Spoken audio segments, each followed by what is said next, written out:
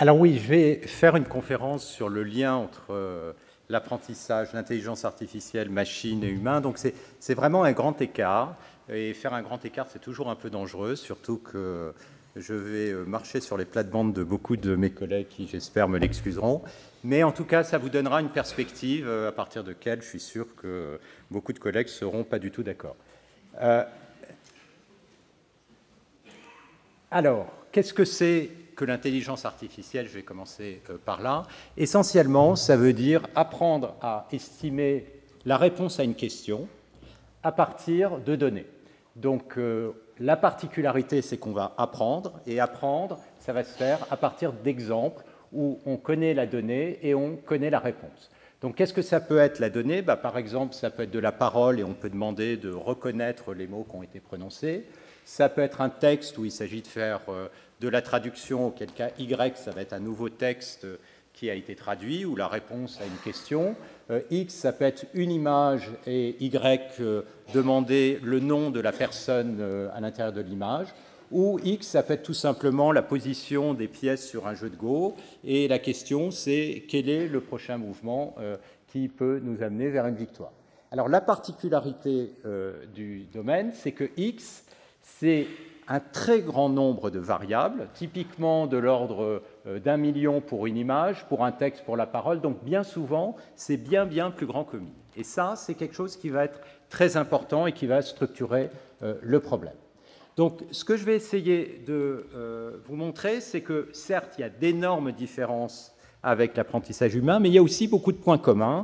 Et pour essayer d'aborder le sujet, je vais commencer par vous définir ce que c'est que l'apprentissage en intelligence artificielle. Et puis, je vais prendre un point de vue mathématique, c'est d'essayer de comprendre mathématiquement quel est le problème. Et pour comprendre le problème, ce qu'on va voir, c'est que finalement, la correspondance avec la physique permet beaucoup d'éclairer les choses et de comprendre pourquoi ce problème est aussi difficile. Et ce point de vue, je le prends parce qu'une fois qu'on a compris la nature mathématique du problème, on peut se poser la question, est-ce qu'il y a la possibilité d'aborder ce problème avec beaucoup d'angles différents, ou est-ce que finalement le problème est tellement contraint qu'il y a probablement une seule architecture de solution, auquel cas ça pourrait nous mener au fait qu'effectivement, il y a une convergence entre les solutions adoptées par les machines et les solutions adoptées par le cerveau humain. Mais on va le regarder de façon un peu plus précise, en regardant quelques données neurophysiologiques et en montrant qu'effectivement, on voit apparaître des convergences. Et je regarderai aussi les modèles de langage. Parce qu'évidemment, les modèles de langage, comme l'a dit Stan, c'est quelque chose qui a donné des résultats très spectaculaires et qui, maintenant, pose des questions assez profondes sur la linguistique et sur la notion même d'apprentissage. Alors, je finirai par l'enseignement, et ça, c'est à nouveau le grand écart, et en particulier sur l'enseignement des mathématiques qui a été abordé, la crise de l'enseignement des mathématiques, qui est, je pense, un problème très fondamental en ce moment, et d'une certaine manière qui est un peu lié à ce sujet, je vais expliquer en quoi.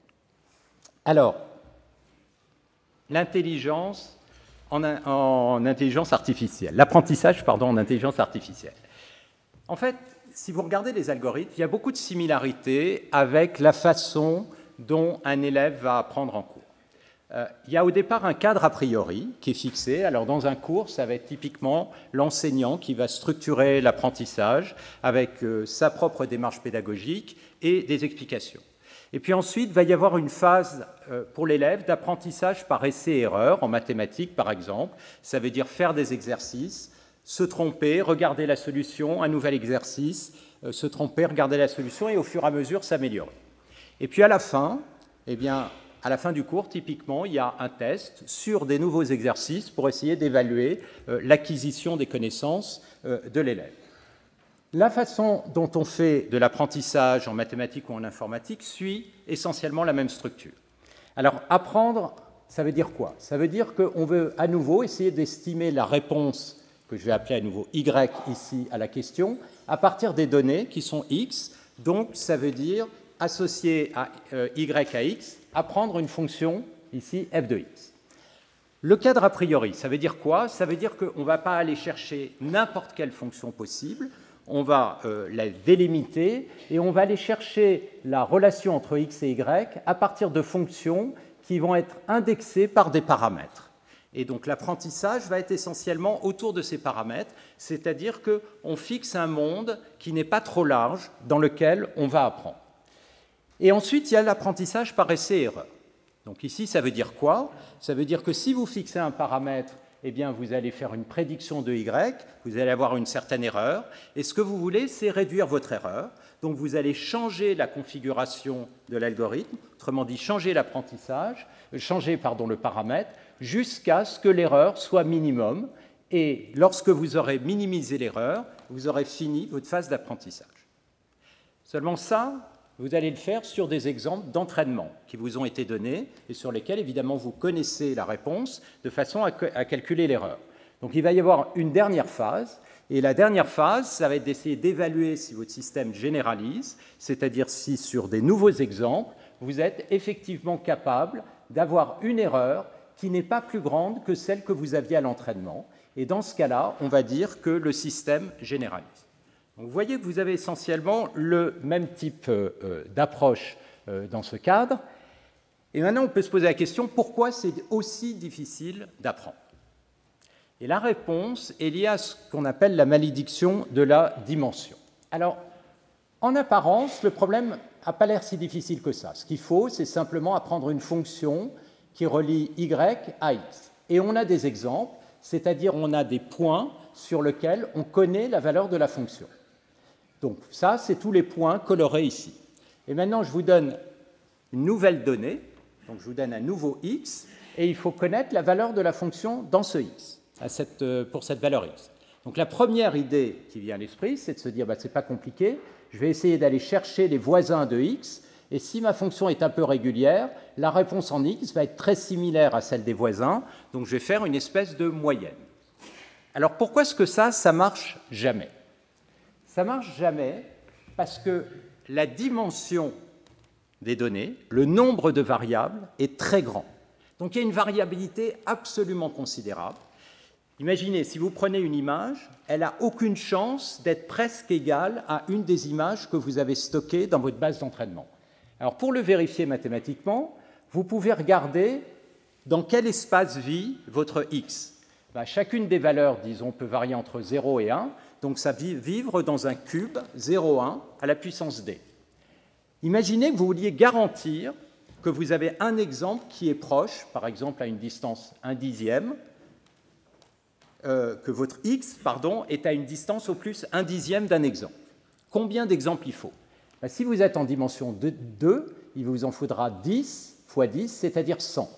En dimension d, il vous en faut 10 à la puissance d, et si d est plus grand que 80, ce nombre est déjà plus grand que le nombre d'atomes dans l'univers.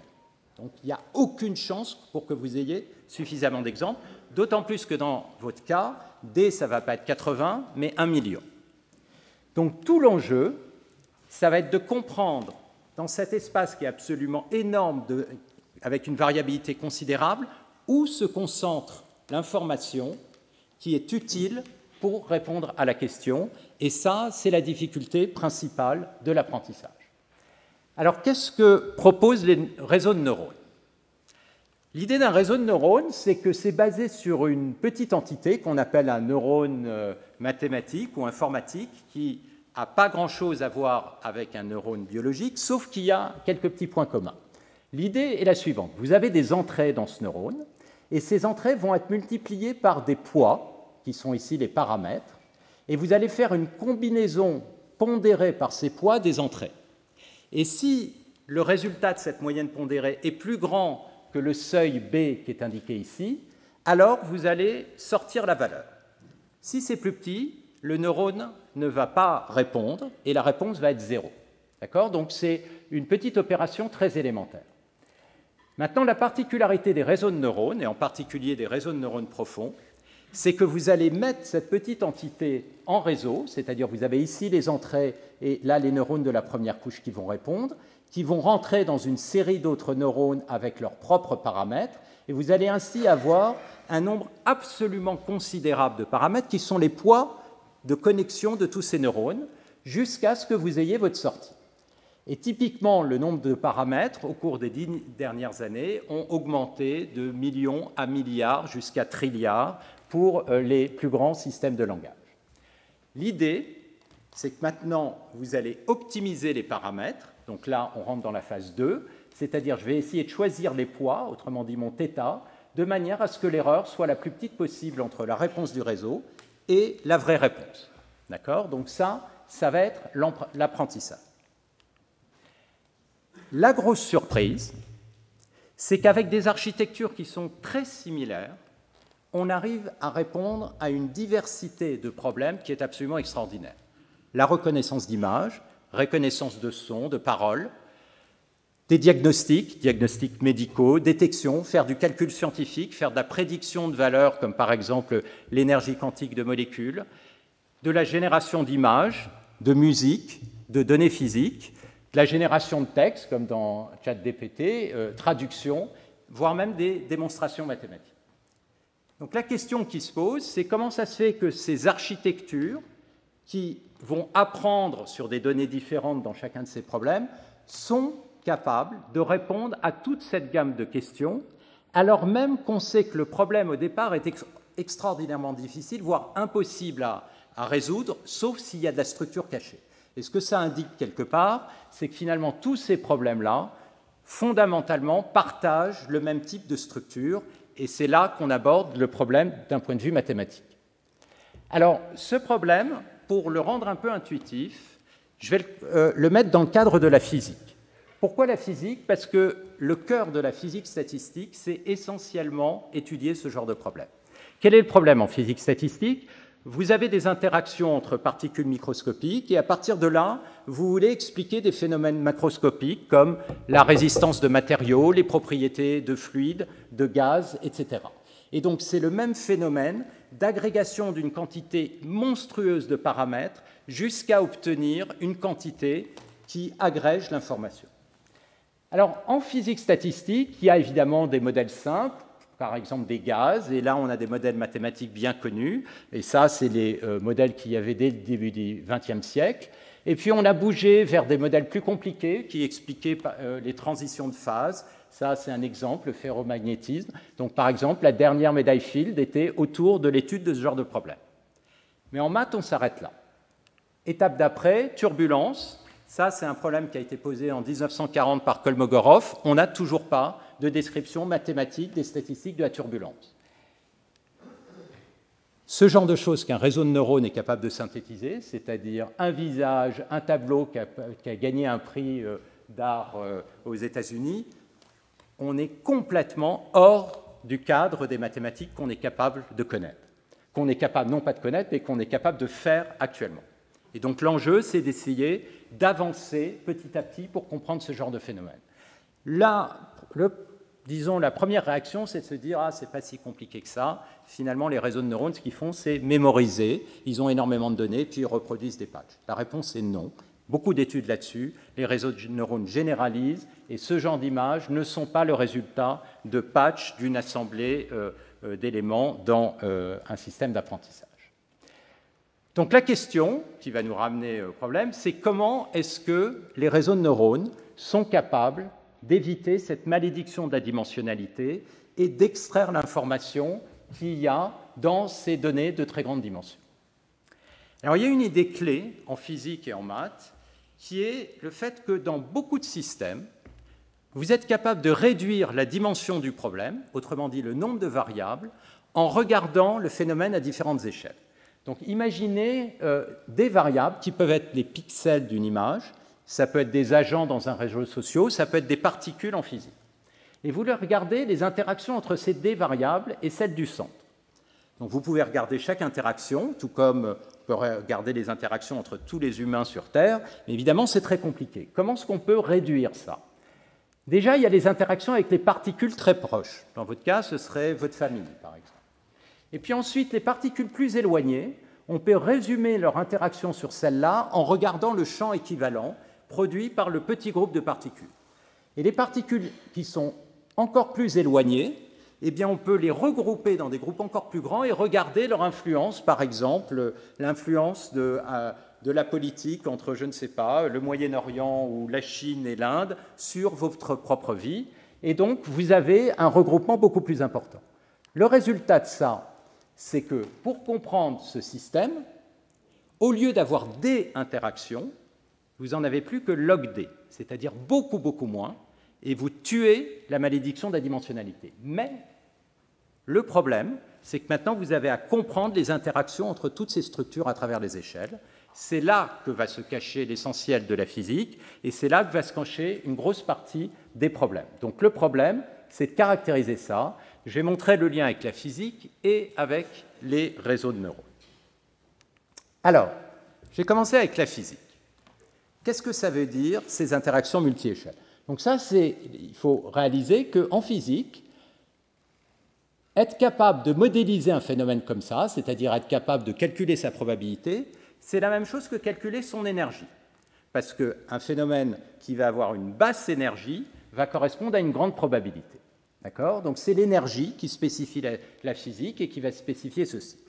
Qu'est-ce qu'on a fait en physique depuis les années 70? On a regardé ces phénomènes à différentes échelles, et ça, c'est les travaux superbes, notamment de Wilson, qui ont mené à la compréhension des transitions de phase, et on s'est rendu compte que l'évolution de ces distributions de probabilité des énergies était très régulière.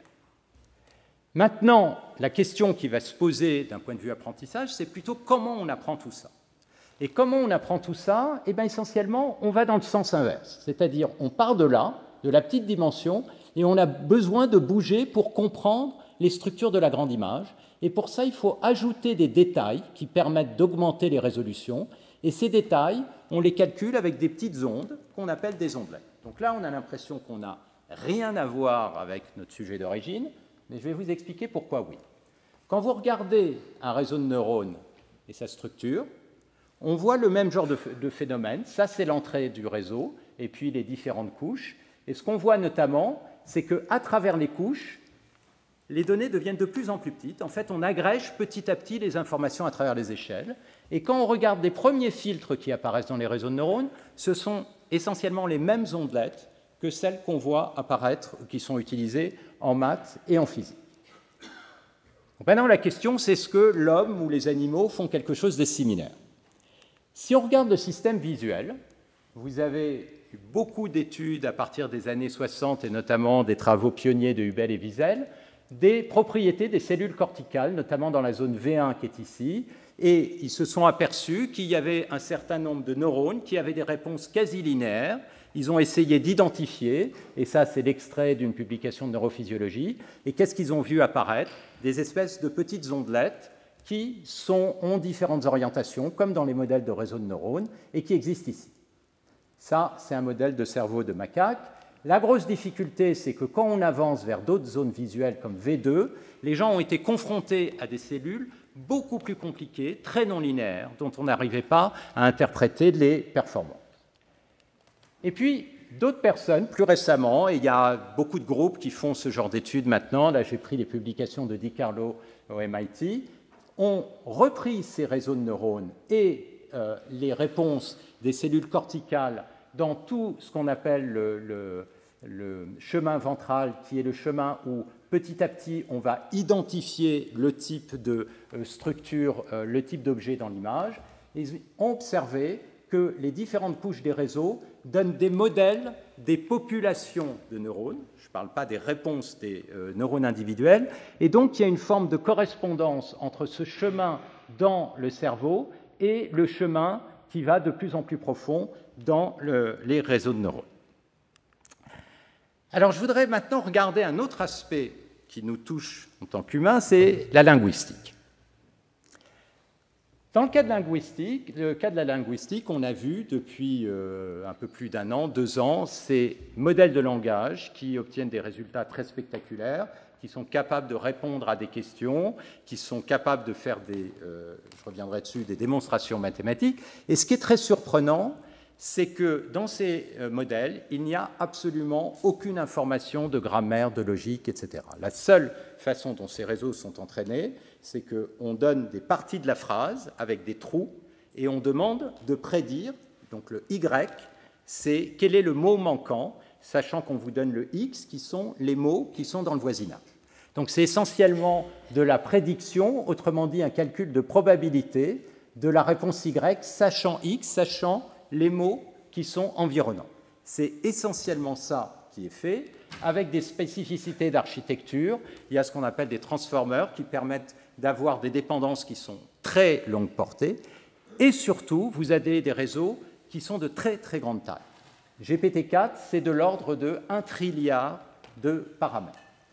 Par ailleurs, ce qui est intéressant, c'est qu'il y a une sorte d'enseignement final, c'est-à-dire de façon à s'assurer que le réseau ne va pas avoir un langage toxique, raciste, etc. Ce qu'on fait, c'est qu'on pose des questions au réseau qui répond, et il y a des gens qui font une annotation et qui disent non, ça c'est pas bien, et il y a un réentraînement là-dessus. Donc c'est un peu comme une forme d'éducation finale, sachant que déjà le réseau sait parler au moment où on fait ce dernier entraînement. Donc j'insiste sur le fait que pas de logique, pas de causalité. Essentiellement, on est sur un modèle qui est très proche du modèle de Wittgenstein, c'est-à-dire que la sémantique émergente, c'est la sémantique de l'usage. Ce qu'il disait, c'est par exemple, vous prenez le mot football, qu'est-ce que c'est que le football? On pourrait le définir comme étant le sport qui satisfait toutes les règles de l'Association internationale de football. Si vous prenez des gamins qui jouent sur la plage, ils ne respectent pas ces règles et pourtant c'est du football. Donc la diversité des choses fait que, essentiellement, c'est l'usage qui va définir le problème. Alors il y a une vieille question fondamentale, on sait tous, c'est la grammaire qui, d'une certaine manière, dans le langage, semble différencier l'homme des animaux. Et une des questions qu'on s'est toujours posées, c'est pourquoi, comment ça se fait? Les réseaux de neurones donnent un point de vue là-dessus. Qu'est-ce qu'on voit? Ce qu'on voit, c'est que dans le cas d'un réseau de neurones, ça dépend de la taille de la mémoire. Quand la taille de la mémoire d'apprentissage est trop petite, le réseau n'est pas capable d'apprendre, en particulier si vous avez des réseaux qui sont capables d'interpréter des images de l'audition, ils ne sont pas pour autant capables d'apprendre, notamment la grammaire, parce qu'il faut une quantité de mémoire qui est beaucoup plus importante. Autrement dit, pas de circuit dédié à la grammaire, mais plutôt un élément émergent qui serait une fonction de la capacité mémoire. C'est une question si c'est le cas dans le cas de l'humain, mais en tout cas, c'est ce qu'on voit apparaître dans le cas des réseaux de neurones. Donc, d'une certaine manière, ce qu'on voit derrière, c'est aussi une forme de remise en question des modèles existants de linguistique, et notamment ceux qui sont fortement basés sur des principes de grammaire comme étant au cœur de l'acquisition du langage. Ici, la grammaire n'a pas de rôle central dans l'apprentissage. On n'impose pas la grammaire essentiellement, mais c'est une propriété émergente. C'est une propriété émergente parce que si vous avez des données qui satisfont la grammaire, ça veut dire qu'elles ne vont pas se distribuer n'importe où dans l'espace. Il y a une forme de régularité, et cette forme de régularité est apprise par le réseau. Alors, ce qui est surprenant, c'est la capacité de démonstration mathématique de ces réseaux, sans logique, seulement à partir des probabilités conditionnelles. Alors, si vous essayez, vous allez voir, il y a très souvent des erreurs, en particulier sur ChatGPT. Seulement, actuellement, il y a des réseaux beaucoup plus performants en mathématiques qui sont entraînés, avec un apprentissage par renforcement, où la preuve est vérifiée par des systèmes d'informatique formelle, ce qui fait que ces systèmes font de moins en moins d'erreurs, et certains de ces systèmes arrivent à un niveau de mathématiques qui est proche de celui d'un bon étudiant d'université, et c'est quelque chose qui est en train d'évoluer de plus en plus. Alors à nouveau, ça dépend, suivant le type de problème, et il y a des types de problèmes qui sont beaucoup plus difficiles à résoudre pour un système comme ça, mais les performances sont tout à fait spectaculaires. En même temps, ces réseaux sont extraordinairement inefficaces. Un des éléments, c'est le fait qu'ils sont constamment réentraînés. Autrement dit, il n'y a pas d'inné dans la plupart de ces réseaux, contrairement aux bébés. Je suis sûr que Anne-Christophe nous expliquera à quel point les bébés sont beaucoup plus efficaces que ce genre de système. Mais il y a des tas de gens, il y a essentiellement des milliards de dollars qui sont en ce moment investis dans ce domaine parce que ce sont des points clés pour des sociétés comme Google, Facebook, pour leur propre survie. Et donc, tous ces problèmes sont actuellement au centre de beaucoup de recherches. Améliorable avec de la causalité et de la logique, probablement, mais ça reste une question ouverte. Alors, je voudrais faire maintenant, pour terminer, le lien avec l'apprentissage. Un des éléments que ceci nous indique, c'est que, en tout cas pour les machines, si vous voulez apprendre des langues, ce n'est pas la peine d'apprendre des listes de vocabulaire, du grammaire, ce qui compte, c'est le contexte, et donc c'est l'immersion. Et finalement, on a un peu vu le résultat de ce genre d'enseignement très formel en France dans les années 50, 60, 70, où personne n'était capable de parler l'anglais. L'immersion, ça fait du sens aussi pour les humains, en tout cas pour les bébés. Alors, je voudrais finir sur la crise des maths. La crise des maths, ça a été évoqué avec ce rapport sur l'OCDE. La France fait partie actuellement des derniers pays de l'OCDE sur toute une gamme d'âges, depuis le primaire jusqu'à la fin du secondaire. Et en échange, on est en tête du stress des maths chez les adolescents. Alors, c'est moyennement satisfaisant. Et la conséquence de ça, c'est que le jour où les maths ont été mises optionnelles, ce qui a été une catastrophe, mais après tout, on a laissé choisir les ados, et bien à ce moment-là, ils ont tous déserté les maths, et il y a eu une baisse absolument considérable, de l'ordre de 50% du nombre d'élèves qui font, voire 60%, plus de 6 heures de maths en terminale, encore beaucoup moins de filles, et les explications, c'est manque de motivation, difficulté de se projeter dans le futur à partir des mathématiques, la peur de ne rien comprendre, et on peut se demander pourquoi on est dans cette situation en France en mathématiques. Alors, il y a des tas de raisons, d'accord ? Il y a des tas de raisons explicatives, mais il y en a une qui est quand même importante. C'est-à-dire, je pense que la communauté mathématique a une responsabilité, et ce n'est pas simplement un problème de moyens. On a l'héritage d'un enseignement mathématique qui est très formel et abstrait.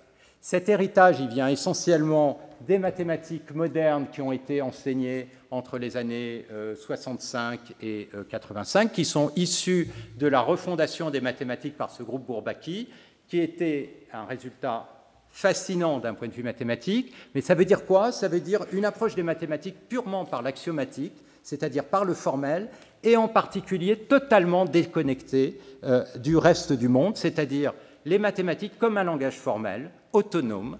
Et ça, c'est très difficile à aborder quand vous-même, vous ne passez pas des heures et des heures pour faire des maths, pour vous construire une intuition. Et c'est notamment une rupture par rapport à la pratique des mathématiques jusqu'au milieu du XXe siècle. Si vous regardez en particulier, 18e, tous les mathématiciens étaient aussi physiciens, philosophes, y compris jusqu'au XXe siècle. Vous prenez l'exemple de Poincaré. Et cet enrichissement était là, permanent. Alors, qu'est-ce qu'on peut faire? Et je voudrais finir sur un mot sur ce programme Agir pour l'éducation. Je pense qu'on peut faire des choses, mais il faut rétablir ce lien entre les mathématiques et les questions posées par le monde. Autrement dit, rétablir ce lien qui passe de l'expérimentation à l'abstraction, de l'abstraction mathématique, et qui revient parce que non seulement ça permet de mieux comprendre les mathématiques, mais c'est ça aussi qui donne toute la beauté de la généricité des mathématiques.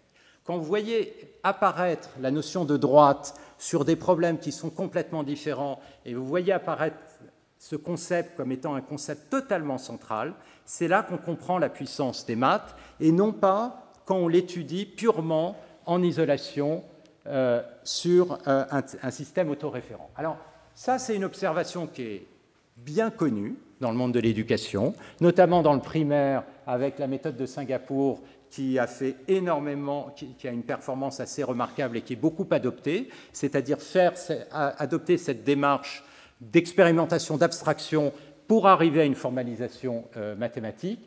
Toute la question ici que je vais poser, c'est comment le faire au lycée. Parce que c'est facile à faire au primaire, parce que les manipulations de nombres sont des choses assez faciles. Au lycée, vous avez des ados et il faut poser des vraies questions qui peuvent les interpeller.